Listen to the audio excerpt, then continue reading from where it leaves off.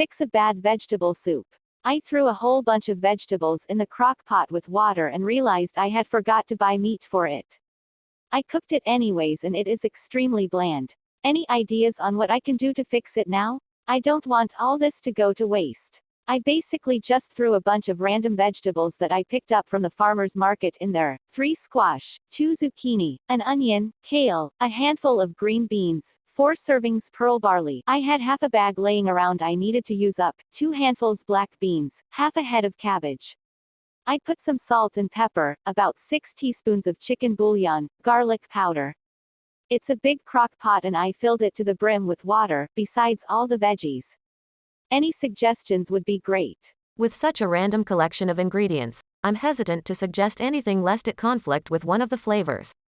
With that in mind, add extra ingredients a little at a time to make sure it doesn't go overboard or taste jarring with something already in there. Suggestions to improve the flavor: celery salt or celery seed, preferably ground. Fresh celery is normally part of the mirepoix in veg soup, but it's probably not a good idea to add to a cooked soup, so we're adding the next best thing. It is amazing the difference celery can make. White wine vinegar, for acidity and a richer flavor, and pairing with the cabbage and onions, dry vermouth or white wine. Some flavor compounds are more soluble in alcohol than water, so this can help bring to the front additional flavors that are already present but undetectable.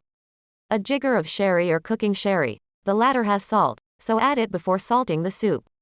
This is a common suggestion when serving canned soups to guests, to make the soup taste fancier. Rosemary, thyme, and parsley flakes, stems, adds aromatic and herbal flavors. Worcestershire sauce, use carefully, it's potent stuff. This adds umami and spiciness. Paprika and a pinch or two of cayenne, adds warmth and backheat, and smokiness. Dijon mustard, use sparingly. Adds front heat and a little richness to the soup. A little more salt and pepper. Parmesan or Parmesan rind, for the rind, plan on simmering for a long time to extract flavor. Self-explanatory here. Balsamic vinegar, adds sweetness, acid, body, and umami. Use caution, it may conflict with the cabbage here. Remove most of the water, you can keep it aside and use it to make vegetable stock.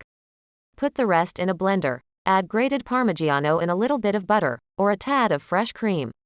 Season with freshly ground pepper and or some chili, very good to balance the sweetness of the squash, and garnish with parsley. Serve with croutons.